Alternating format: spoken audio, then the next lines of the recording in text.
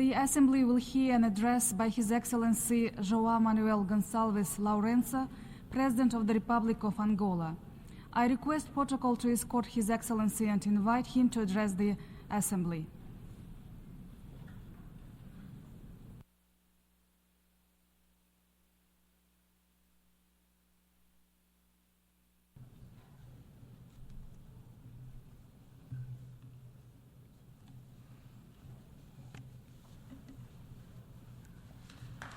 Sua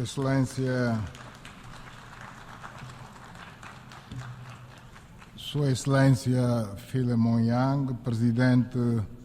da 79ª Sessão da Assembleia Geral das Nações Unidas, Sua Excelência António Guterres, Secretário-Geral das Nações Unidas,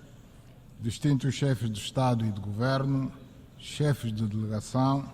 minhas senhoras, meus senhores. É com um sentimento de honra muito particular que me dirijo a Vossas Excelências e a todos os participantes nesta 79ª sessão da Assembleia Geral das Nações Unidas, que se realiza dentro de um contexto internacional bastante preocupante, onde sobressai o agravamento das tensões nas relações internacionais pela multiplicidade de conflitos de natureza e intensidades distintas em vários pontos do nosso planeta. Afigura-se naturalmente compreensível que, em presença de um ambiente de instabilidade e insegurança tão elevadas, seja muito mais difícil realizar os grandes objetivos de desenvolvimento sustentável e outros traçados por esta organização para que consigamos alcançar todas as metas a que nos propusemos. Permitam-me que dirija uma saudação especial à Sua Excelência Philemon Yang pela sua eleição ao cargo de Presidente da 79ª Sessão da Assembleia Geral, o que assume um significado especial para todo o continente africano e para o país de Vossa Excelência, a República dos Camarões, onde as funções que aí desempenhou, com dedicação e eficácia comprovadas, o colocam em posição capaz de orientar com êxito os trabalhos desta sessão. Permita-me apresentar-lhes meus sinceros votos de sucessos nestas funções, convicto de que o empenho constituirá um importante contributo para o reforço do papel da nossa organização como ator decisivo e insubstituível da governação global. Felicito igualmente o Presidente cessante, Sua Excelência Denis Francis, ao qual dirijo uma palavra de grande apreço pela forma como desempenhou as suas funções e pelos resultados que alcançou durante o cumprimento do seu mandato.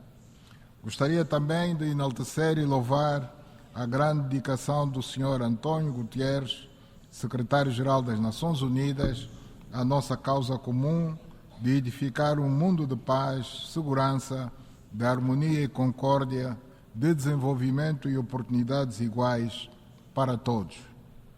Valorizamos ainda mais o seu trabalho por estar a ser realizado numa conjuntura mundial complexa, carregada de desafios e ameaças com as quais tem sabido lidar com pragmatismo, responsabilidade e muita sensatez e coragem. Excelências, desde a criação das Nações Unidas, após o fim da Segunda Guerra Mundial, que os povos do nosso planeta almejavam uma convivência pacífica a nível global, acreditando que os episódios que pudessem pôr em risco a harmonia, a paz e a segurança universal seriam objeto de uma cuidadosa atenção e tomada de medidas preventivas no âmbito da nossa organização, para que não se degenerassem em conflitos e guerras que fizessem reviver os momentos angustiantes vividos durante o período de 1939 a 1945. Passadas quase 8 décadas, a constatação objetiva que podemos fazer na atualidade é a de que essa perspectiva não só não foi concretizada, como parece estarmos a nos distanciar dos propósitos fundacionais das Nações Unidas, fundacionais das Nações Unidas. Perante esta realidade, precisamos de analisar aonde falhamos e que medidas coletivas devemos tomar para tornar mais atuante e ativa a intervenção das Nações Unidas na busca de soluções que concorram para a prevenção dos conflitos, o reforço da paz e da segurança mundial, o reforço do comércio e da cooperação internacional, para garantir a prosperidade das nações e o bem-estar dos povos do nosso planeta. Assistimos hoje a uma tentativa de se esvaziar, ignorar ou mesmo substituir o papel e a importância das Nações Unidas na resolução das grandes questões que afligem a humanidade, nomeadamente aquelas que têm a ver com a paz e segurança universais. Neste contexto, não existe palco mais adequado do que esta magna Assembleia para inverter esta realidade e assumirmos a urgente necessidade da reforma desta instituição,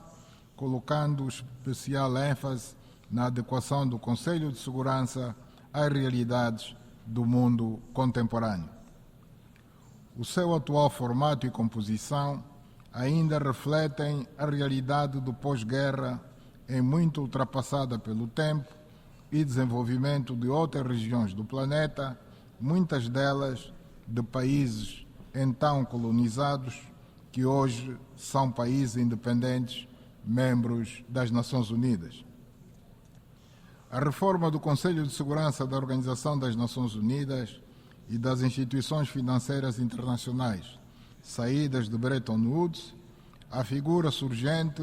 e premente para dar voz aos países do sul global, nomeadamente à África, à América Latina, ao Médio Oriente e ao subcontinente indiano. O imperativo do multilateralismo deve prevalecer como o único quadro verdadeiramente capaz de salvaguardar os interesses comuns a toda a humanidade, em cujo âmbito devemos reafirmar o nosso resoluto compromisso com a diplomacia, o diálogo inclusivo e o recurso a meios pacíficos para a resolução de conflitos. É dentro deste espírito que a República de Angola está profundamente empenhada no processo de busca de soluções para conflitos em África, dando aqui nota de que o esforço maior neste momento centra-se no conflito que se desenvolve no leste da República Democrática do Congo, sem descurarmos os que ocorrem no Sudão e na região do Sahel. No quadro do processo de Luanda, foi alcançado um cessar-fogo no leste da RDC, que entrou em vigor no passado dia 4 de agosto do corrente ano.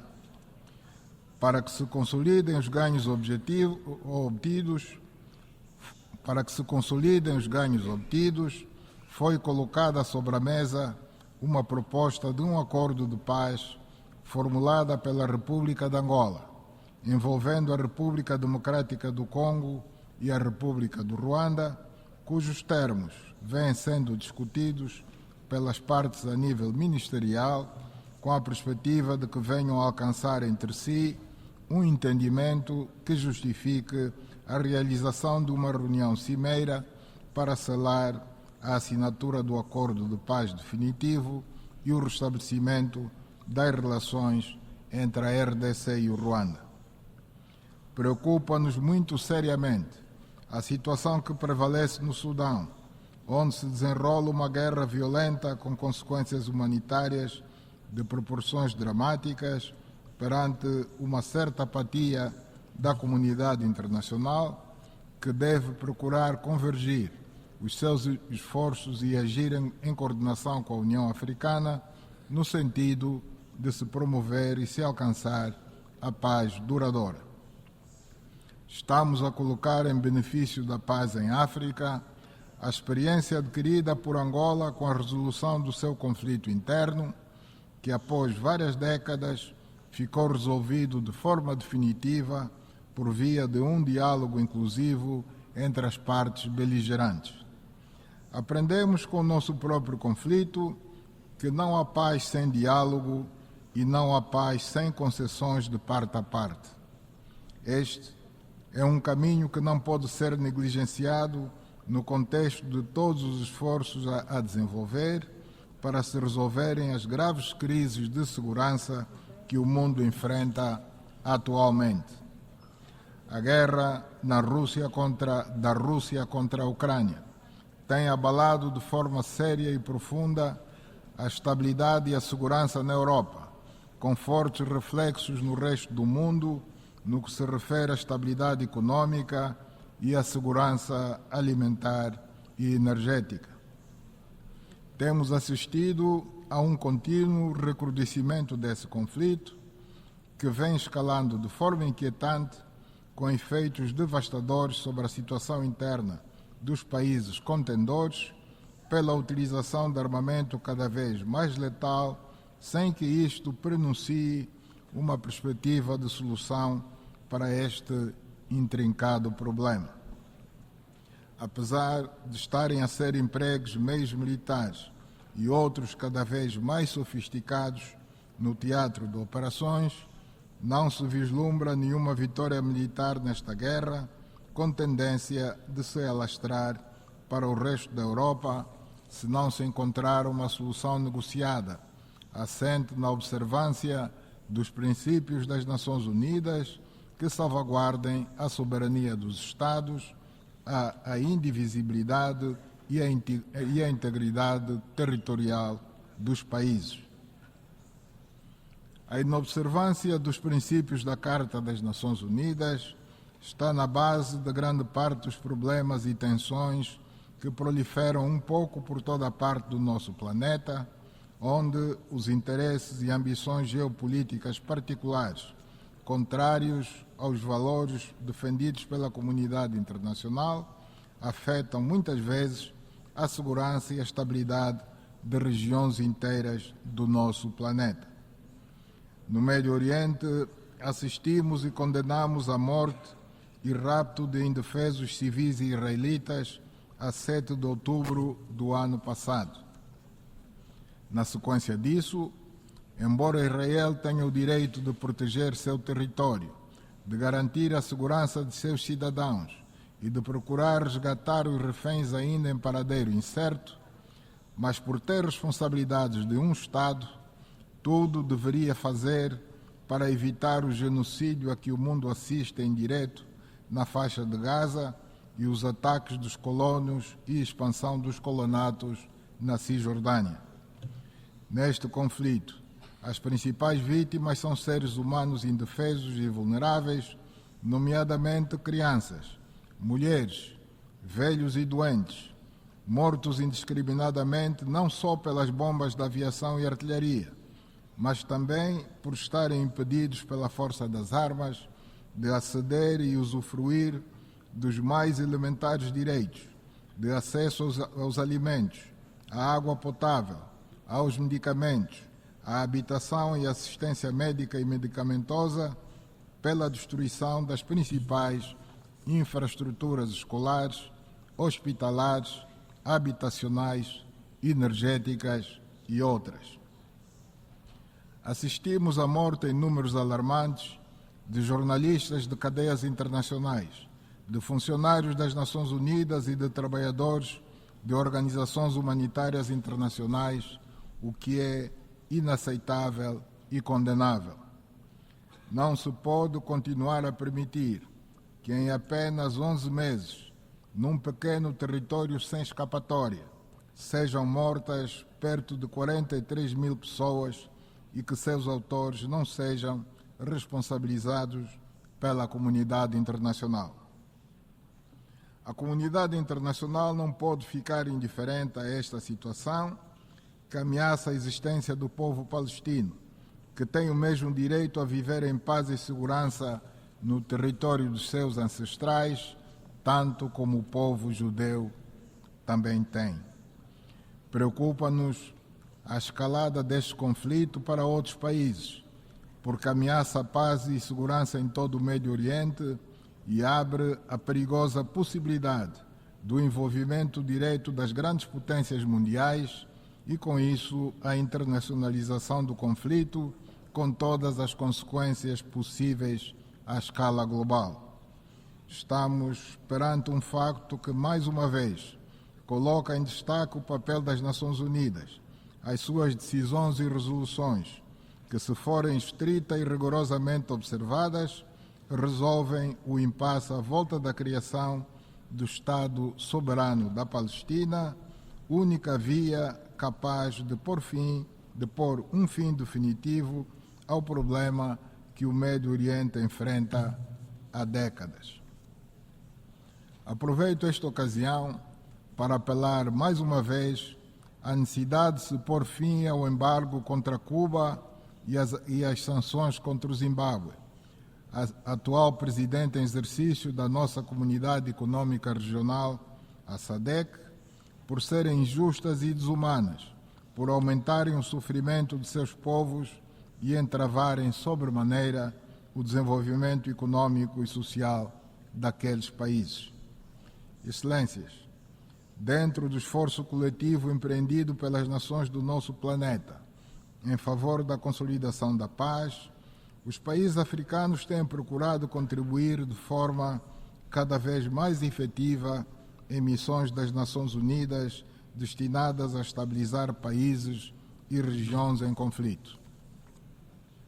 Muitas vezes, estas operações de paz não se realizam com a frequência e a efetividade que se impõem por limitações financeiras dos países que se dispõem a participar. Felizmente,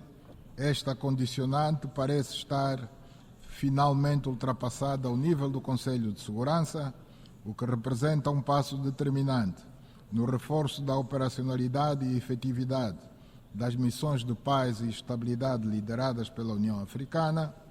que dispõe, doravante, de um mecanismo de financiamento mais adequado às suas operações. Saúdo vivamente estes desenvolvimentos, sobretudo porque a África quer estar cada vez mais presente, não só na abordagem, como também nos processos de decisão e resolução relativos aos grandes temas mundiais. Excelências, pretendemos ser parte da construção de uma nova arquitetura financeira internacional, em cujo âmbito se impõe uma colaboração mais estreita entre os Estados, com vista a um combate efetivo ao fluxo ilícito de capitais e à recuperação dos ativos, que é, muitas vezes, incompreensivelmente dificultada pelos países que detêm os fundos sob seu controle. É importante fazer notar que os recursos que advêm da recuperação de ativos tenham um efeito direto sobre a implementação dos Objetivos de Desenvolvimento Sustentável e, por conseguinte, sobre a melhoria das condições gerais de vida das populações. Angola tem tido importantes progressos na luta contra a corrupção, com casos concretos de cidadãos julgados e condenados que viram seus bens recuperados a favor do Estado por força das sentenças ditadas em tribunal e confirmadas pelo competente Tribunal de Apelação. No que diz respeito à recuperação de ativos, tivemos 2 casos de sucesso em que contamos com atitude bastante responsável e de respeito à nossa soberania por parte das autoridades do Reino Unido, que devolveram a Angola 2,5 mil milhões de dólares americanos que estavam num banco em Londres, sendo justo reconhecê-lo publicamente a partir desta tribuna mundial. Lamentavelmente, nem todos os países que aceitaram receber esses ativos da corrupção, sem questionar na altura as origens dos mesmos, respeitam hoje as sentenças dos nossos tribunais que são de cumprimento obrigatório. Alguns desses países se arrogam mesmo ao direito de questionar a credibilidade dos nossos tribunais, quase que querendo rever as sentenças emitidas pelos mesmos, como se de órgãos de apelação extraterritoriais se tratassem. Esses ativos são propriedade dos nossos Estados já empobrecidos ao longo do período colonial. Vamos, por isso, continuar a lutar com todas as nossas forças para a recuperação dos ativos desviados do erário público e que muita falta fazem para a construção de infraestruturas escolares, hospitalares, de energia e água, rodoviárias e outras. Excelências, minhas senhoras, meus senhores, a República de Angola defende a implementação urgente de reformas que conduzam a uma representatividade mais justa dos países africanos no seio das principais instituições financeiras internacionais, para defendermos a tomada de decisões e a elaboração de políticas que impactam no cotidiano das populações dos países-alvo das mesmas. Estamos firmemente empenhados em não deixar ninguém para trás, atuar em conjunto para a promoção da paz, do desenvolvimento sustentável e da dignidade humana para as gerações presentes e futuras. Em torno deste lema, da 79ª sessão, devemos mobilizar esforços, capacidades e todos os recursos ao nosso alcance para promover políticas, medidas e programas que tornem possível a concretização das intenções que o mesmo encerra. Minhas senhoras, excelências, minhas senhoras, meus senhores, a República de Angola realiza um grande esforço para colocar o país na rota do progresso e do desenvolvimento, na base de políticas que estabelecem prioridades contidas no Plano de Desenvolvimento Nacional, que tem como eixos principais a diversificação da economia, a redução da dívida pública, a mobilização de receitas internas, a otimização da despesa pública nas áreas prioritárias da saúde e da educação e da execução de programas específicos de proteção social. As tarefas a que nos propusemos realizar nos domínios que referi são complexas, requerem tempo e recursos humanos suficientemente capacitados para as executar com sucesso, mas não obstante este quadro, estamos a registrar progressos encorajadores cujos benefícios se farão sentir com o decorrer do tempo. Inscrevo no conjunto das iniciativas bem-sucedidas a construção de sistemas de transferência de água para zonas fortemente afetadas pela seca no sul de Angola, onde a pobreza e a miséria estão a abrir caminho a uma perspectiva de prosperidade e uma vida mais digna para as populações que passaram a poder contar com água disponível em quantidade suficiente para transformar zonas áridas em zonas de produção agrícola e de criação de animais, sem os riscos anteriores que punham em causa a própria sobrevivência humana e animal.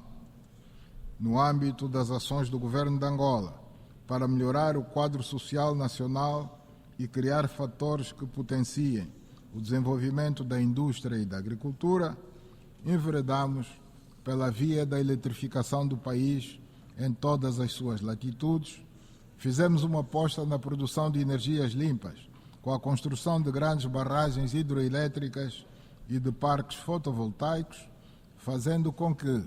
cerca de 67% da matriz energética do nosso país seja já de fontes limpas e com uma tendência de supressão das centrais térmicas ainda em funcionamento já nos próximos 3 anos. Em termos de produção de energias limpas, para além dos mais de 6.500 megawatts que hoje produzimos, estamos a construir a barragem hidroelétrica de Kakulo Cabaça, que vai produzir mais 2.000 megawatts, e daremos início em breve à construção do maior parque fotovoltaico do país, com um financiamento de 1,5 mil milhões de dólares americanos, financiados pelo Exim Bank americano, para alimentar fora da rede um número considerável de localidades nas províncias da Huila, Cunene, Namibe e Cuando-Cubango. Com estes projetos de produção adicional de energia a decorrerem, nossa maior aposta de momento está voltada para o investimento público ou em parcerias público-privadas de construção de linhas de transportação em alta e média tensão para o leste e sul do país, na perspectiva da interconexão com a rede da SADC, a leste, via Zâmbia, e a sul, via Namíbia. Dispomos atualmente de uma considerável oferta de produção de energia elétrica que carece de redes de transportação e distribuição para a levarmos aos potenciais beneficiários em todos os pontos do país e também aos países da África Austral que necessitam deste recurso para o seu desenvolvimento. Os investidores interessados têm agora a oportunidade de vender energia elétrica produzida em Angola aos clientes das zonas de exploração mineira da RDC e da Zâmbia, assim como aos países da SADC no geral, com destaque para o maior consumidor industrial e doméstico, que é a África do Sul. Angola desenvolve um conjunto de iniciativas que se enquadram no esforço de assegurar a implementação da Agenda Climática Internacional, dando realce às medidas destinadas à mitigação e adaptação às alterações climáticas, cuidando sempre da exploração responsável dos nossos recursos fósseis, para garantir o desenvolvimento e o bem-estar das nossas populações. Importa realçar o grande investimento público que Angola vem realizando no setor da saúde em todo o país, com a construção a ritmo acelerado de infraestruturas hospitalares dos 3 níveis de atendimento, bem equipadas e com um ambicioso programa de formação e recrutamento de profissionais de saúde para o nosso Sistema Nacional de Saúde. Minhas senhoras, meus senhores, nos tempos que correm, de entre as grandes prioridades do continente africano, inscreve-se a questão do desenvolvimento assente na promoção e intensificação do comércio, para o que se afigura essencial a construção de infraestruturas que garantam a conectividade entre os países africanos, a mobilidade dos operadores econômicos e favoreçam o livre comércio entre todos no âmbito da Zona de Livre Comércio Continental Africana. Dentro desta perspectiva, a República de Angola estabeleceu parcerias ao nível internacional para garantir a operacionalização do caminho de ferro de Benguela, dos portos mineraleiro e comercial do Lubito, no quadro do grande projeto transnacional de transporte e de logística do corredor do Lubito, que vai assegurar o escoamento mais rápido, mais seguro e a preços mais competitivos dos minérios, produtos agrícolas e industriais produzidos na República da Zâmbia, na República Democrática do Congo e em Angola, através do Oceano Atlântico para o resto do mundo. Este é um projeto catalisador que vai mudar o panorama econômico em Angola e na África Austral, permitindo o surgimento de um conjunto de vários empreendimentos ao longo do mesmo corredor do Lubito, com impacto direto nas economias da sub-região austral de África e de outras do nosso continente. Excelências, minhas senhoras, meus senhores, a República de Angola é um país hospitaleiro, aberto ao mundo e sempre disponível para funcionar como parceiro